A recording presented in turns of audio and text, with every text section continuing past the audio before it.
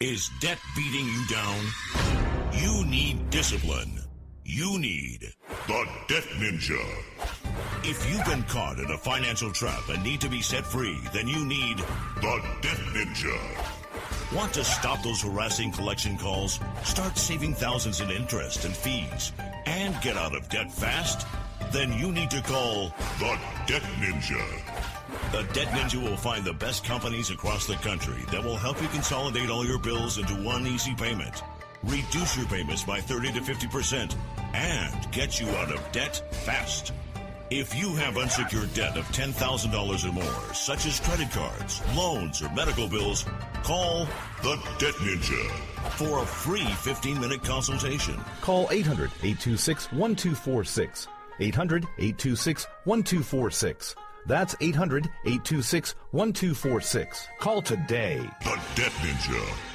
Individuals and businesses with tax problems, listen carefully. Do you feel like you're losing control over your finances? If you owe over $10,000 in back taxes or have unfiled tax returns, we can help you take back control. The IRS is the largest and most aggressive collection agency in the world, and they can seize your bank account, garnish your paycheck, close your business, and file criminal charges. Take control of your tax problems now by calling the experts at Tax Mediation Services and take advantage of the Fresh Start program and new laws that may allow us to negotiate a settlement for the lowest amount possible. Our team of tax attorneys and enrolled agents can stop collections and get you protected so you can take control of your financial future. Tax Mediation Services is accredited by the Better Business Bureau. Call now for a free case review and a price protection guaranteed quote. Call Tax Mediation Services now at 800-610-9050. That's 800-610-9050.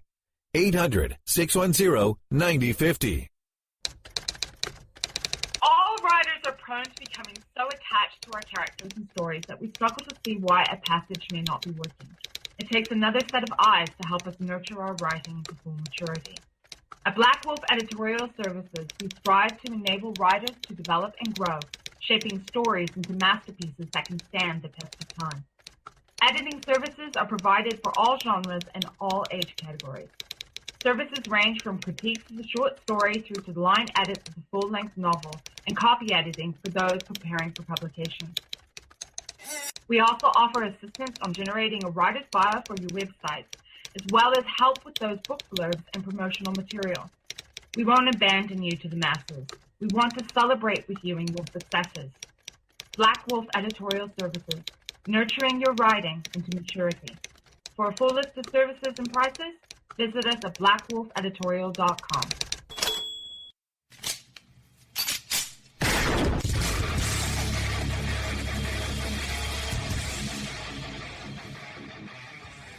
This is Slickery Trigger for Rebel Road Tactical. With proper care and feeding, your pistol will be ready when you need it. There to save your life. Shouldn't your gear be that good? Whether you need a holster for comfortable everyday carry or a tough-as-nails holster for your next training course, Rebel Road Tactical has what you need. Check us out on the web at rebelroadtactical.com.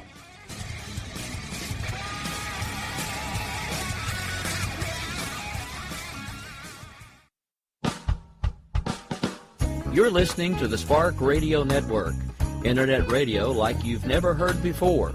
Innovation, creativity, and imagination are all said to begin with a spark. So fasten your seatbelt and take the ride of your life and listen for the spark. The leader in talk radio on the internet, right here on K98Talk.com.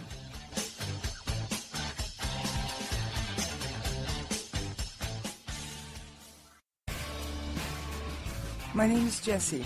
I'm a United States Special Forces widow. This gives me a unique perspective on the world around us. If you're willing to listen, I'll tell you how I see it, and I won't pull any punches. This is my POV, which stands for Point of View.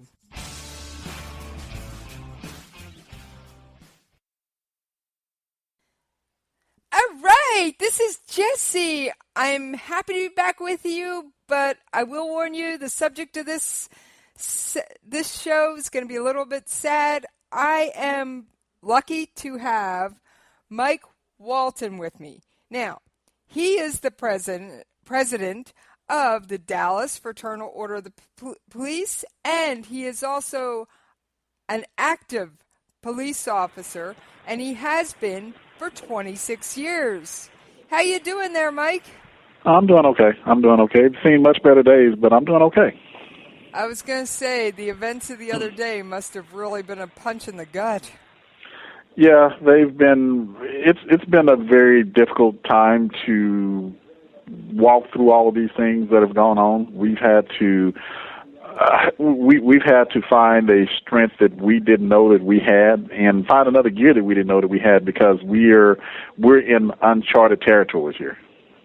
I mean, losing one officer is horrific, but 5 in one night? Yes, and that's what's so overwhelming about this.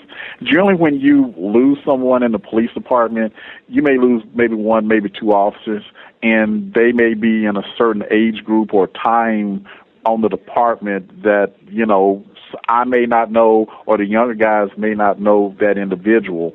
But this one, we have young officers all the way up to, we have 2 to 3 year officers all the way up to 27-year veteran here.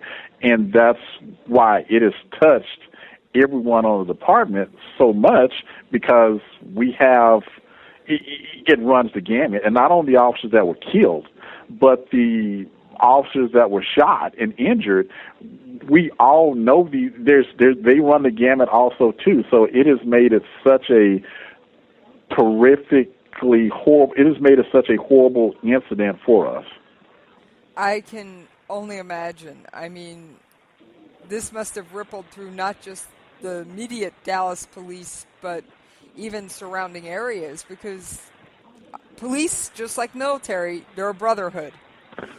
And while technically you're Dallas, I'll bet all your other local police have reached out to you and offered assistance and everything else and sent their condolences. And I know, just from personal experience with the military, that line of vehicles going to those, unfortunately, to those funerals is going to be filled with police officers from all over the nation. Yeah, yes, it's going to be, that's going to be, unfortunately, an event that I never thought I'd have to witness. But yes, it's going to be that. So we've had officers from all over the world reach out to us. It's just been such a overwhelming thing to have such a thing happen to us. And it's not just the police officers, it's the community itself, because all of these officers are fathers, friends, brothers, cousins, sisters, everything. We run the gamut. And this is something that has touched a lot of different communities. That's what I was explaining on air last night when I went on air, that everybody touches so many other lives. Every one person probably touches at least 20 or 30 other lives, whether they realize it or not. Mm-hmm. And the impact of this is probably just rippled through the greater Dallas metro area, and that's a large metro area. I've been to Dallas a few times. And yes, but it not only did it do that, you have with the advent of social media right now and the connections with all the different people. We have friends that night that this event was going on, I had friends that I hadn't talked to in 10 years that were texting, calling, checking on people. And it's in every officer I've talked to, I've gone to social media, looked at the Facebook post, and seen where everybody's had to put up posts saying, "Hey, I'm okay. Thanks for reaching out." Blah blah blah. It's been an overwhelming thing for us to do that, and just to hear. We as police officers are never the victims. We're used to dealing with the victim, and it's this time we have to be we're the victim. We're the victim, and that does not sit well with us because we're supposed to be the protectors, not the protectees, and we're in a different genre right now. Yeah, you're usually the sheepdog. Yes. Protecting the sheep, and the sheepdogs just got attacked, and it kind of turned the tables to an extent, but yet you still have to maintain that role as sheepdog. Yes. And yes. I'm sure that's very challenging. Now, you did mention to me, and I did announce that you are currently an active police officer. How does that impact you when you put on that uniform to go to work tomorrow? It doesn't. It's not something you think about. I mean, it happened, and we dealt with it. And just like I've told others, there were other calls still going on in the city while this was going on. And once we got that situation under control, we went back to answering the calls that we've all had and that we all get. So I mean, yes, we are the protectors, but we signed up for this job, and we're out there trying to continue to protect folks. I mean, as a friend of mine said, there's no such thing as a routine traffic stop. And I'd assume that extends to there's no such thing as a routine call. Yes, and this wasn't even a traffic stop. I mean, I've heard the calls from different folks to say, well, if they would have had riot gear or this or that, they may have been better. They had their protective gear in their car. This was an ambush, and this was a ambush that was set forth by an individual who took advantage of a scene to hunt police officers, basically. And he hunted police officers, and once he hunted us, we did what we needed to do to neutralize that situation. But I mean, it is a truly hurtful thing to have this happen. I can imagine. I mean, I'm trying to imagine how it would feel. And are there officers who say, I just can't keep doing this anymore? Are there officers who have said, I know this is the job I signed up for? Is there anybody who's looking at getting out of this line of work after this ambush? Or We've not heard any of that. Everybody's just saying we want to get through this. We're still very, very new and very, very fresh and hurting with this. So nobody's given up and saying if they want to do that yet. No, I've not heard that from anybody. Good.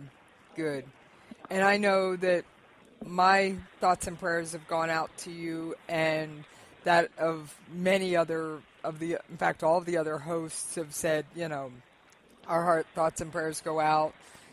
And for an online radio station, we normally end our last live broadcast at 11 o'clock Eastern Time. Well, all of this was just ratcheting up at the time. We did something very unusual for us. We went right back on the air and started bringing in the live audio feeds and all that from other news sources that had people on the ground. And I was actually responsible for part of that feed. And I couldn't talk during a lot of it. I was just so overwhelmed with the emotion of what you guys must be going through, because I know that you couldn't deal with the emotions at that time, but the rest of us. Now, for those who are saying, what can I do? I don't live in the Dallas area. What can I do to help? What would you suggest? As far as if they want to help the families, we have a foundation called the Dallas Fallen Officer Fund. They can Google that. They can donate. Go to our website. If they want to donate to those officers, they can do that. As far as what they can do where they live, talk to the police officers. We're not, just because we put on a costume doesn't make us the boogeyman. We, like I said before, we are still fathers, brothers, cousins, best friends. We're all of those things.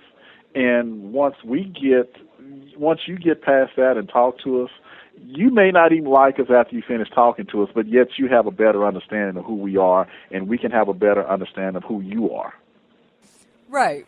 In fact, I actually suggested to my listeners yesterday on my show that they go up, they see a police officer having a meal or whatever in uniform, that they go up and thank you for your service to the community and spend a few minutes visiting with you.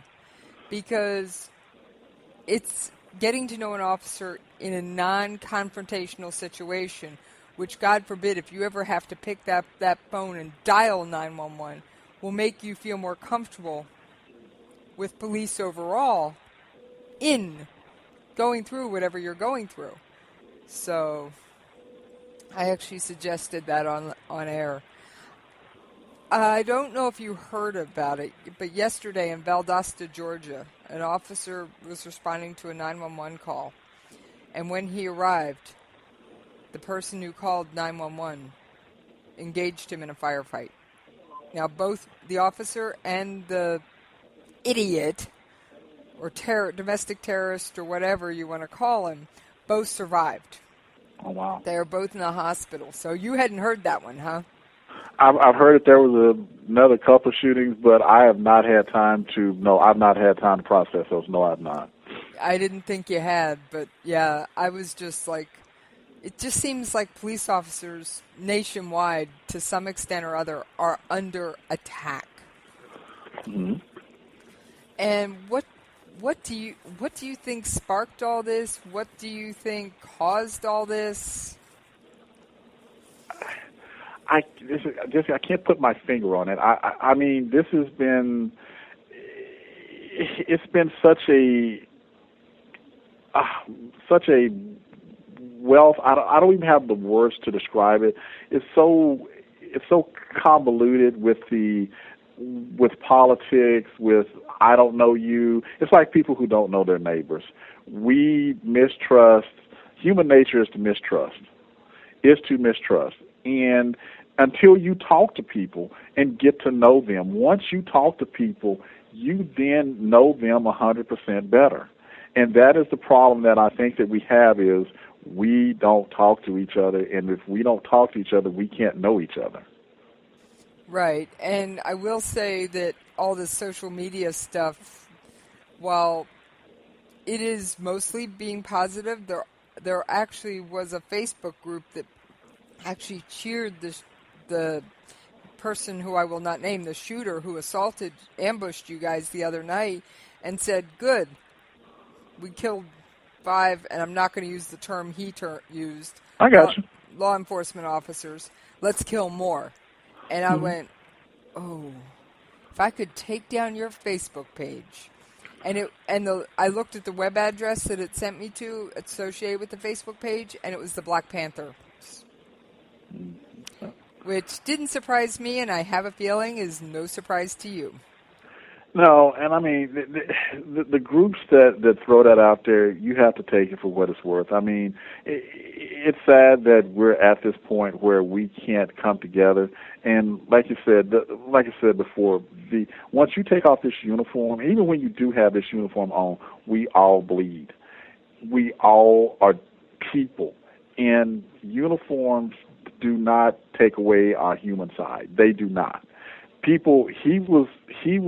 This individual that targeted us was mad at our uniforms, the uniforms that we wear and the things that we do to protect people. And you're mad about that. That's fine, but you don't have a right to go out and kill people for wearing that uniform. You don't have a right to do that. Right, and I actually think it was rather interesting. This was a Black Lives Matter protest, and you guys were essentially protecting and offering them the support they needed to carry out their protest.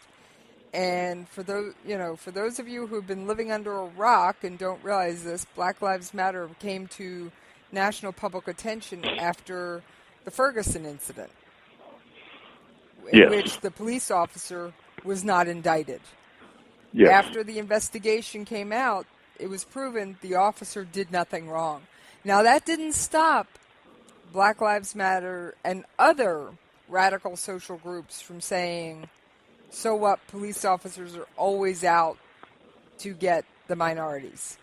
And personally, I've interacted with police officers probably on a daily to weekly basis. And I never see that bad side. And I'm even a concealed carry permit holder. And yes, I do carry frequently. I was pulled over about 2 weeks ago, and I was carrying. So I kept my hands on the steering wheel, told the officer I was carrying, told the officer where the weapon was, and made it so that he could disarm me before I reached for anything. And obviously, nothing happened. I got a traffic ticket and life went on. But he thanked me, and he held on to my weapon until our business had concluded, and he thanked me for the way I handled it. I was carrying in the small of my back in a holster. So I'm a wheelchair user, so I couldn't have just stepped out of the vehicle for him to, get me away from the weapon. But I said, I can turn so that you can see, unlock my door. I said, I've got my window down. You can reach through and unlock my door, and then I will turn my back to you so you can get my weapon out of its holster. And the police officer was like, that works for me, because he's like, well, can you step out of the vehicle? I said, no, I use a wheelchair. I can't stand. And he's like, okay. I said, but I do have a suggestion. The whole time I had my hands on the steering wheel so he could see they weren't going anywhere. I said, my window's down all the way. You can reach through and hit the unlock button, and I will turn my back to you so you can take the weapon. And that is the only weapon I have on me.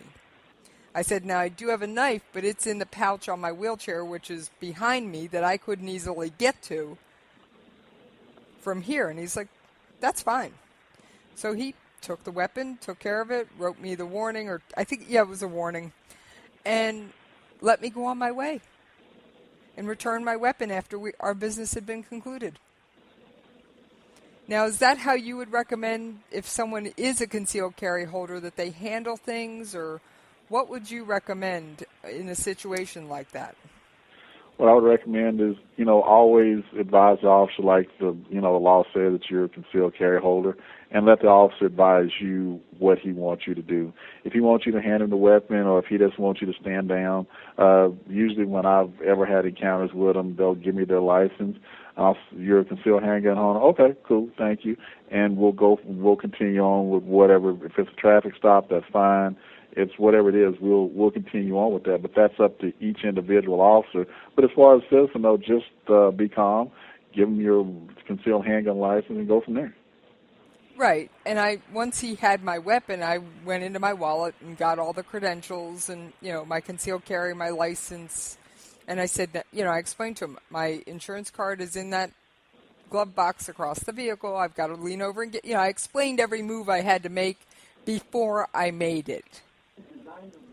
And I've always found that informing the officer what you're going to do before you do it makes them a bit more comfortable.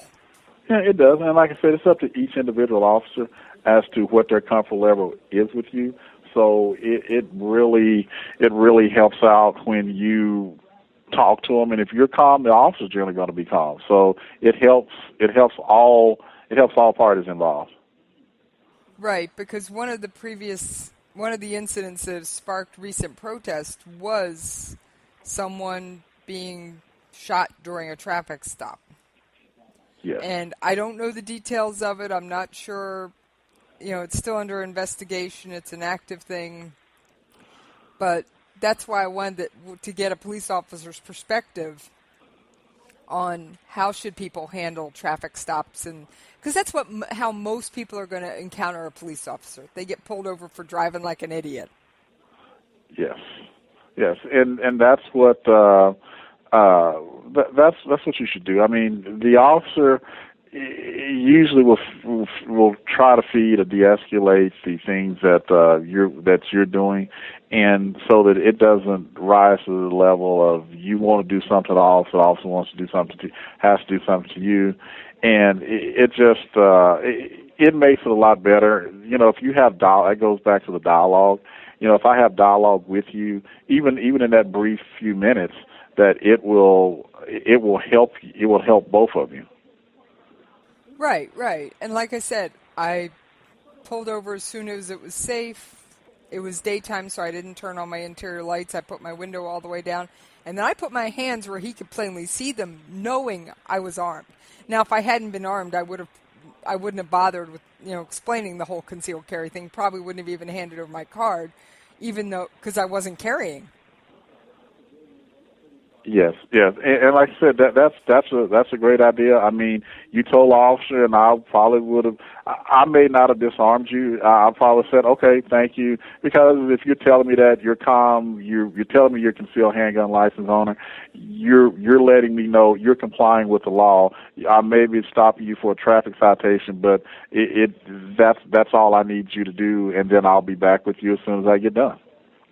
The reason I mentioned it to him, other than it being the law, was I could have easily grabbed I wear my wallet in a clip-on thing on my waist, and to reach for it, my hand would have been within less than 6 inches of my weapon. And I didn't want him to have any reason to be jumpy.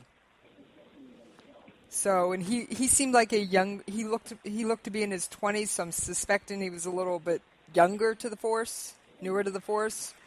So I was like, why don't you, and I even suggested, I'll turn my back, you can take the weapon, breathe a sigh of relief, give it back to me after our business is concluded. That was actually my suggestion, kind of, because he was looking a little tense when he heard I was a concealed carry owner.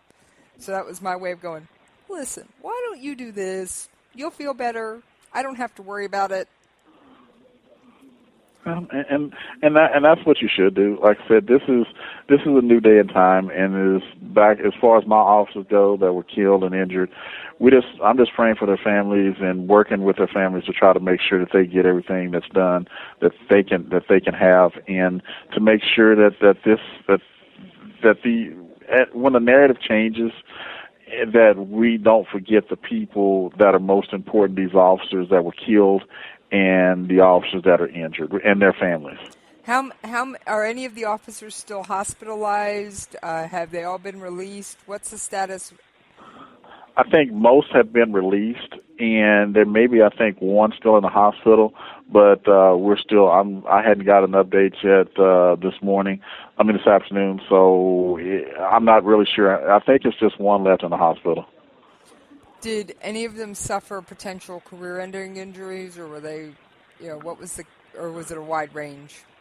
It's just a wide range of injuries on there. So we're waiting to see. They still have other doctor's appointments and everything else they have to attend to. So we're a little too early to discuss their futures in law enforcement right now. We just want to get them healthy. That's what we want to do. Right. I know it's too early to make overall assessments, but I didn't know if sometimes you can see an injury is just clearly going to be forget it. Yes, ma'am. No, that's not happening. Okay, that's sometimes it's obvious this is a career-ending injury, and other times it's not. Yes, you offer I assume you or another organization offers counseling to the officers. What about the family members of those who have been wounded and the family members of the fallen? The Fraternal Order Police is sending in their crisis response team, and they're offering up, the National is offering up any counseling that anybody needs, so that we can get everybody to talk out their feelings, understand what's going on, and to make sure that they'll always have a avenue to be able to discuss what's going on. That's good. Because if law enforcement officers or anything like military, and that's who I deal with mostly, I'm going to have a feeling some are going to be a little reluctant and go, well, if I get counseling, it's going to look bad on my record. Well, this is not counseling that's going to be through the department, so it's not anything that anyone has to worry about. Good. Hey, just trying to cover all the bases here. Oh, I got you, yes. I know some people go, well, if I get counseling, it's going to look bad. Yes. And I'm sorry, I had to go through counseling after the loss of my first husband. I've had to go through counseling a couple times. I've even had to call up a friend or two and talk sometimes with different things that raise issues. In fact, I was on the phone with a good friend about 20 minutes after I got off the air the other night, going, I need to talk. So it wasn't formal counseling, but I just needed to talk. Were there, other than the obvious national negative feelings towards police officers overall. Was there anything in the Dallas area that was a specific sign of racial tension leading up to this? No. Do we know if the shooter had any support at this point, or is that still ongoing investigation? You don't know. The official word that we've heard from the chief is that we're going to stay with one shooter. Okay. I realized it was one shooter. I just didn't know if someone had dropped him off in the area. If how did he get to the area? Did anybody give him support? That part they're still working on, so I don't want to say yeah now. That's part of an active investigation. Yeah. No problem. That works. So, let's see. I'm just going through my question. I have to commend you guys. I do have a couple questions about the robot. That was a very creative solution. Did the robot have the explosive already in it when it was originally sent in to communicate with the shooter, or did they pull it back out and plant the explosive? I can't discuss that. That's a technique. No problem. And I can.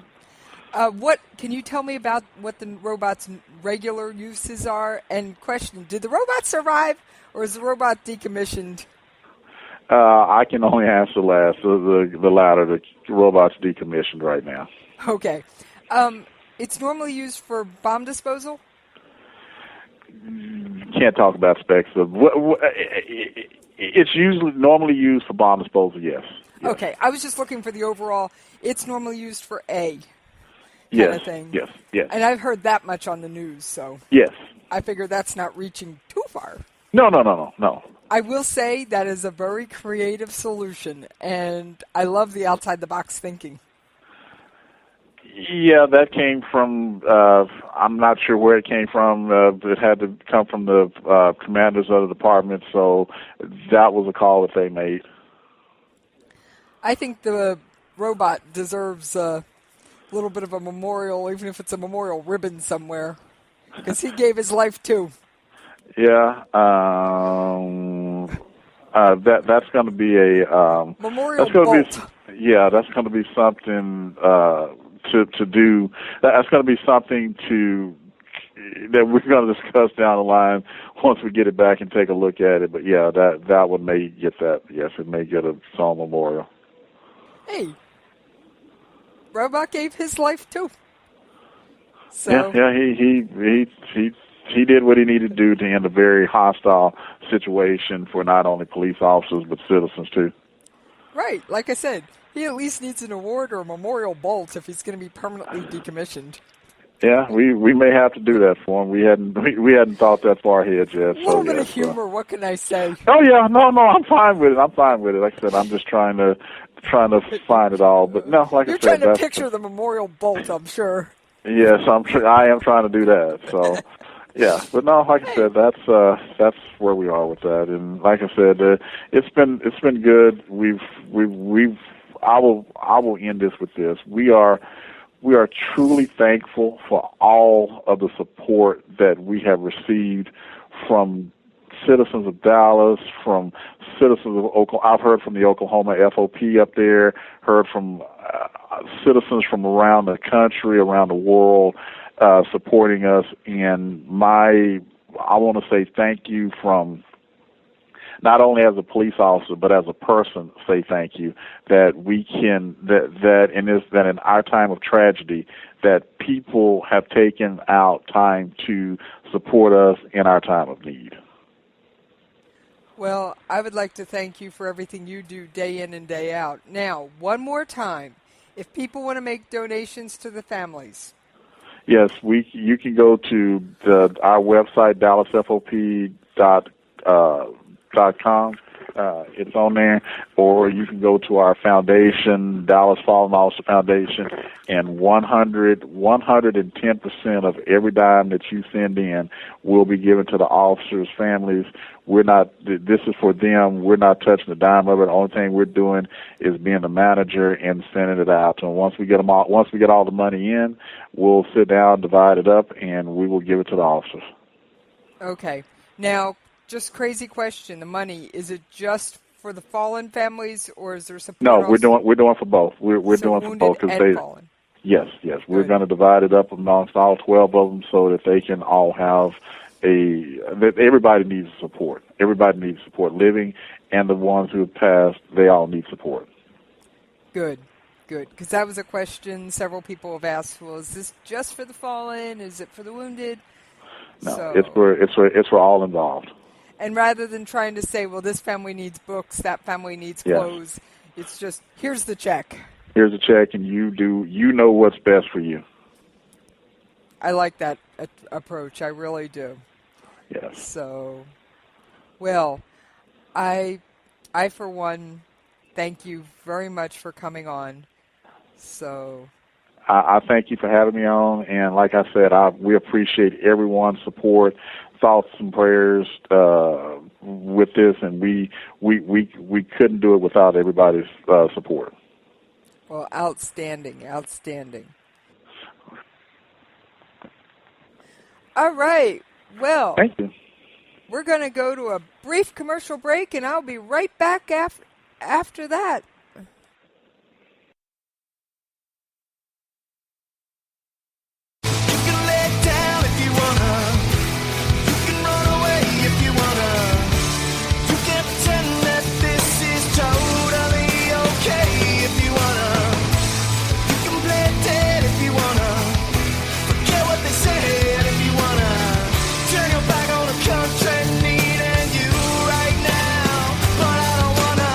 If you want to work until you keel over, have less of everything in retirement, or give back more of your hard-earned money to the stock market again, then just ignore me. But if you'd like to protect the money you save, receive a steady, predictable retirement income, and enjoy financial security for as long as you live, then listen to this. You can download a free report that reveals the wealth-building secrets Wall Street and the banks don't want you to know. You'll learn how you can get guaranteed growth, safety, and real prosperity without risking your money in the Wall Street casino, and how to get the money you need when you need it, simply by asking for it. This is the best way to have a 100% secure retirement and know your money will last as long as you do. To learn more about this method and to get your free report, go to 29security.com. That's the number 29security.com. 29security.com. Go to 29security.com.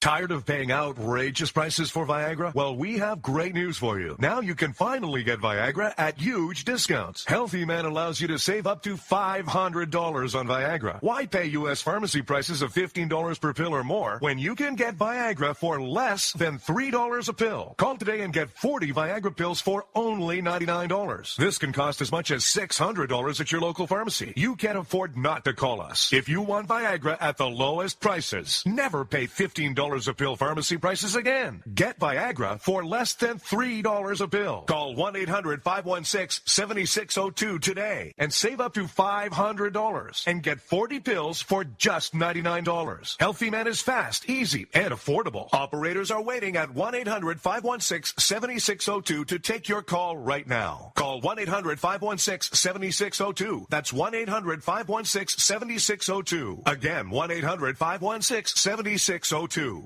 Individuals and businesses with tax problems, listen carefully. Do you feel like you're losing control over your finances? If you owe over $10,000 in back taxes or have unfiled tax returns, we can help you take back control. The IRS is the largest and most aggressive collection agency in the world, and they can seize your bank account, garnish your paycheck, close your business, and file criminal charges. Take control of your tax problems now by calling the experts at Tax Mediation Services and take advantage of the Fresh Start program and new laws that may allow us to negotiate a settlement for the lowest amount possible. Our team of tax attorneys and enrolled agents can stop collections and get you protected so you can take control of your financial future. Tax Mediation Services is accredited by the Better Business Bureau. Call now for a free case review and a price protection guaranteed quote. Call Tax Mediation Services now at 800-610-9050. That's 800-610-9050.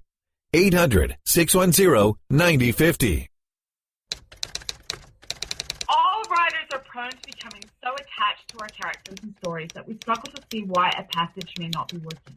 It takes another set of eyes to help us nurture our writing into full maturity. At Black Wolf Editorial Services, we strive to enable writers to develop and grow shaping stories into masterpieces that can stand the test of time. Editing services are provided for all genres and all age categories.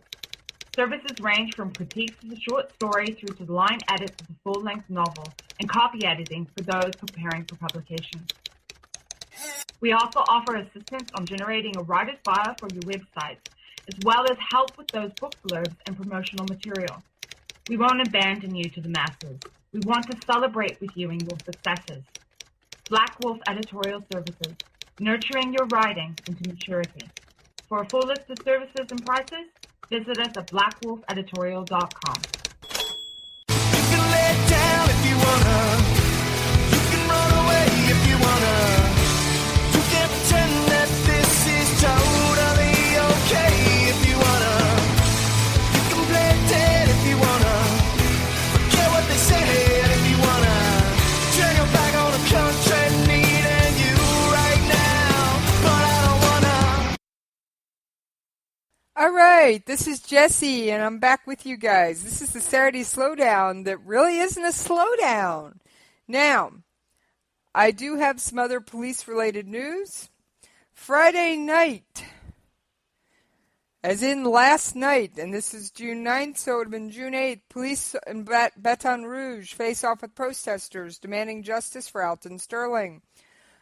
Friday night, police faced off with several hundred protesters in Baton Rouge who were demanding justice for victims of police brutality,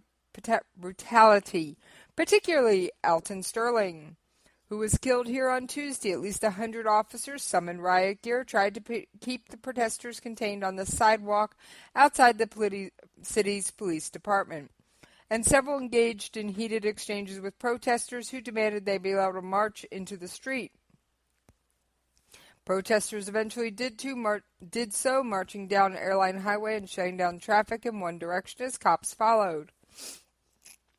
Most of the early exchanges were verbal, though some protesters threw bottles at officers. Police arrested at least 3 protesters who initially moved off the sidewalk and also threatened to arrest a group of teenage girls who were picking up the bottles and other trash from the street. Tensions were high after a sniper killed 5 law enforcement officers at a peaceful Black Lives Matter protest in Dallas on Thursday, allegedly citing revenge for recent police shootings as a motive. The massacre came midway through a week already marked with tragedy.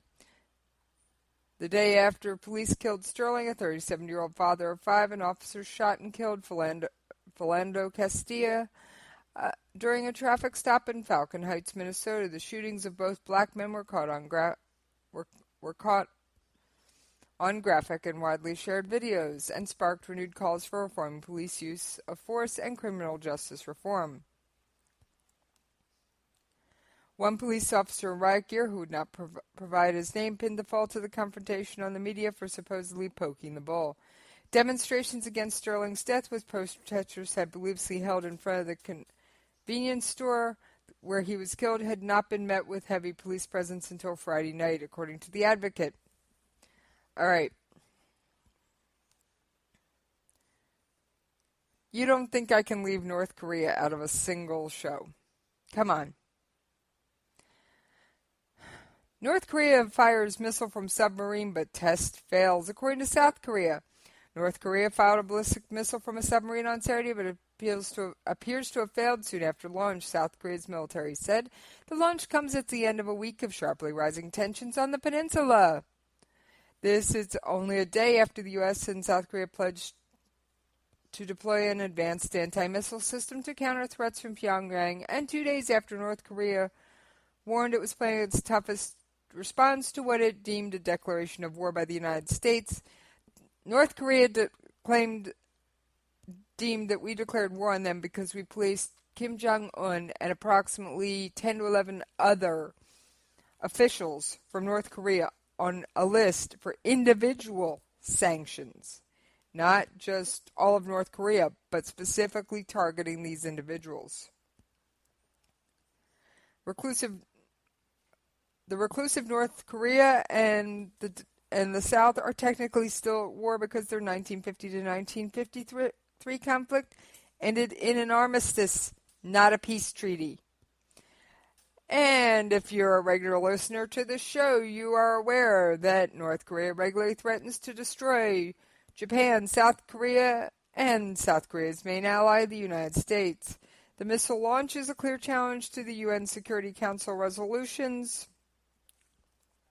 And this is according to Japanese Prime Minister Shinzo Abe. We should strongly condemn the launch by working with the international community, Abe told reporters. The U.S. said it was monitoring and assessing the situation in close coordination with its regional allies and partners. And a spokesman for the U.S. Department of Gabriel Price, spokeswoman for the Bureau of East Asian and Pacific Affairs at the U.S. Department of State, said, "We strongly condemn North Korea's missile test in violation of UN Security Council regulations, which explicitly prohibit North Korea's use of ballistic missile technology." All right, folks. Since when have sanctions ever stopped anyone from launching anything? I mean, come on. When did a sanction stop Iran? Made it harder. Made them have to sneak stuff around. But when did it stop them? Huh? If anybody has information, catch me on Twitter at Jessies POV or Facebook at Jessies POV. I mean, really, the UN sanctions are essentially toothless. As much as we like them. All right.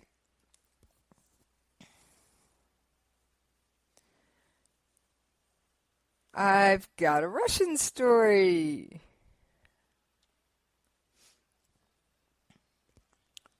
Russia expels U.S. diplomats in fallout over bizarre embassy fracas. Russia expelled U.S. diplomats in retaliation for a similar move against 2 Russian diplomats stemming from a bizarre fracas last month between a U.S. diplomat and a Russian guard at the entrance to the U.S. Embassy compound in Moscow. Okay, in the embassy incident, the American diplomat and Russian guard are shown on surveillance video wrestling and falling to the ground. The video shows the 2 men struggling on the ground, with the American eventually wriggling to the door and pulling himself inside. The report claimed that the diplomat was returning from an intelligence operation,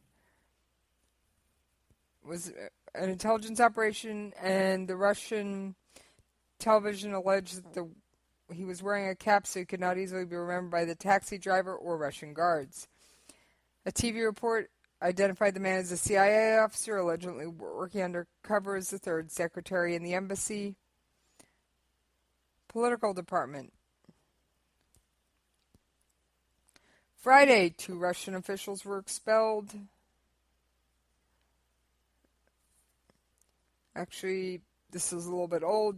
In June, 2 Russian officials were expelled for the beating of the diplomat in Moscow, and then Russia's, of course, we expelled 2 of theirs, they expelled 2 of ours.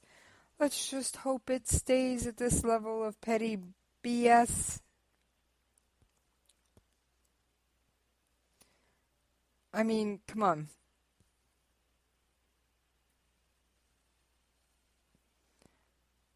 Of course, the Russian Foreign Ministry says one thing, we say another. Under the Vienna Convention, host governments provide security outside missions while the nations themselves are responsible inside the mission. In many countries, local police routinely ask for IDs of people approaching foreign compounds. U.S. Marines provide security inside U.S. Embassy grounds. In late June, U.S. State Department spokesperson Elizabeth Trudeau said there has been a long-standing problem of harassment of U.S. diplomats by what she called host government service. An apparent reference to security services, she said Secretary of State John Kerry has raised the issue with Russian President Vladimir Putin. Trudeau also noted that in January the U.S. withdrew its acceptance of credentials from 5 of the 6 Russian honorary consuls in the United States, in part because of such widespread harassment. She said over the past 2 years that harassment and surveillance of U.S. diplomatic personnel in Moscow by police and security personnel has increased significantly. So, yeah, Russian Russia is not playing nice and they expect us to play nice back? I don't think so. All right, in other news, Warsaw Secretary of Defense Ashton Carter said Thursday that the United States had, quote-unquote, missed an opportunity when it chose to shift air support from covering a group of U.S.-backed rebels attempting to seize a key border town in Syria to striking a large Islamic State convoy in Iraq. Carter's comments made to reporters while on his way to the biannual NATO summit was the most candid acknowledgement yet by the Pentagon that the U.S. has failed to adequately support one of its fledgling proxy forces on the ground during recent operations. On June 28, the Pentagon-backed group called the New Syrian Army drove more than 200 miles from the base on the Syrian-Iraq border to wrest the town of Bukumal from the Islamic State. Despite early gains, including seizing an abandoned airfield on the outskirts of town, the unit of roughly 100 fighters was repelled the next day when the Islamic State counterattacked, killing a handful of rebels and capturing U.S.-supplied weaponry and equipment. Instead of circling overhead, ready to support the fighters that have been promised support, U.S. bombers were diverted to strike two large columns of Islamic State vehicles fleeing the recently captured city of Fallujah in the early morning hours of June 29th. U.S. and British aircraft proceeded to join their Iraqi counterparts, who initiated strikes and destroying more than 500 vehicles and killing hundreds of fighters. The bombardment, nearly unprecedented in the two-year conflict, was against the Islamic State, was reminiscent of the Gulf War's highway of death. It is unclear how many civilians might have been killed. I'm willing to bet there weren't many civilians in this area. The allocation of forces is a daily technical decision that commanders make, Carter said, defending the decision to shift the U.S. aircraft away from the tenuously positioned Syrian forces to strike Islamic militants outside Fallujah. We have a lot of air assets and a lot of partners who have air assets, but on any given day they have to go to a certain place at a certain time. When Carter said, after being asked whether the United States has enough aircraft to support multiple operations spread across Iraq and Syria, he also went on to say circumstances change. Commanders in the new Syrian army realized that U.S. aircraft had left during the fighting, but were unaware they had been pulled away to attack a more tantalizing target in Iraq. Mullah Talla, the group's leader, said despite the bombers' temporary absence, that they returned when he called them right away. When the new Syrian army assaulted Bukhmal, U.S. aircraft carried out 8 strikes around the town, while on the day they were routed there was only one, according to reports released by the U.S.-led coalition. The lack of U.S. air support was only one issue that plagued the rebels' offensive. Additional fighters in the form of dormant resistance cells spread throughout the Bukhmal failed to arrive, said Abdusalam Muzil, a fighter with a rebel group that formed the new Syrian army. A radio station called Bukhmal Liberation Radio was proposed to broadcast a call to arms when the new Syrian army arrived on the outskirts of town. The call, Muzil said, went unheeded. Although the rebel forces were pushed out of the town and forced to drive back to their garrison at Al Tanaf, the new Syrian army characterized the attack as success, stating it was meant to be a raid that penetrated into the well-defended Islamic State territory. However, prior to the offensive's collapse, U.S. military spokesman Colonel Chris Garver said the operation was originally meant to liberate Bukamal and cut loose the Islamic State's military supply lines in the Euphrates Valley between Syria and Iraq. Garver told reporters on Wednesday that some aspects of the operation are ongoing and had managed to disrupt Islamic State operations in some area. Oh yeah, there's still news going on outside of Dallas, folks. Alright, while I don't normally delve into political news, I thought this story was worth bringing to you. U.S. Rep. Corrine Brown indicted after a fraud investigation.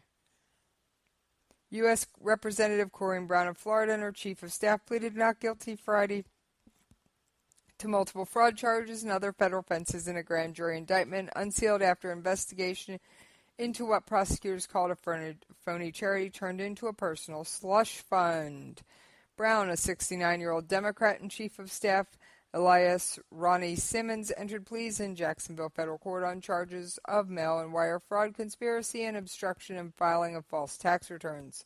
She had represented a Jacksonville-based congressional district since 1993, one of the first 3 African Americans elected to Congress from Florida since Reconstruction, and is seeking re-election in a newly redrawn district. Later Friday, Brown released a statement saying she was temporarily stepping down as ranking member of the House Committee on Veterans Affairs in accordance with House rules.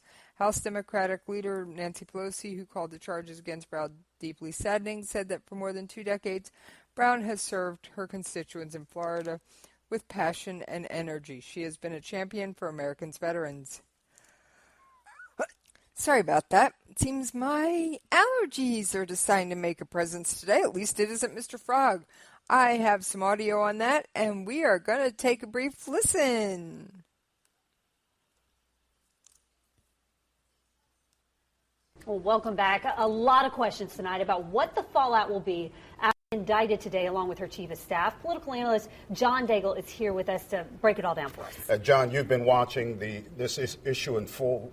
What's your reaction, first off? And secondly, as you know, she is now in a re-election year. Yeah. How do you think this is going to happen? Congresswoman Brown has certainly been down this road before. Maybe not to this extent, but she survived her first ethics complaint even before she took office in '92, and has survived a series of ethics investigations and complaints since then, and none of those have shaken her popularity among her base.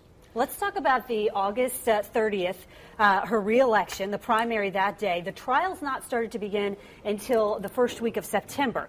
So what kind of impact will this have on her race, but also on other races that are on that ballot? Yeah, well, I think there's a good chance that these charges could actually energize her base and maybe even help her in her reelection. But it could also have some big impacts on other races on that August 30th ballot. If this drives turnout in that race up, it could have impacts on the sales tax or the pension reform referendum and other big races on that same ballot. Her defense today used the words inquisition, political attack. Clearly you see where they're going, but is that to reverberate with her constituency and potential group of jurors, or is it politically, she's being politically attacked? I think she and her attorneys know that they have to begin to create a story, and the storyline has got some room for that kind of a narrative. I mean, obviously the timing of this does seem a little strange. We're almost at the end of the congressional session. Right. We're about a month before her primary, so there's room for them to create a narrative about some of the parts of this investigation that look a little bit motivated. John, thanks for coming in. We appreciate your time tonight. All right, so with much of the first goes heard, and I apologize for that. Extra little audio sneaking in. This Democratic Congresswoman is up for charges in an election year. She has survived previous allegations, however, who knows what will come of this one. All right. Let's take a trip through my mailbox. Now, it's Saturday, and I don't always get the most up-to-date stuff today, but we're going to take a look anyway and see what new stuff I can find. I'm sure I got something in here I haven't covered.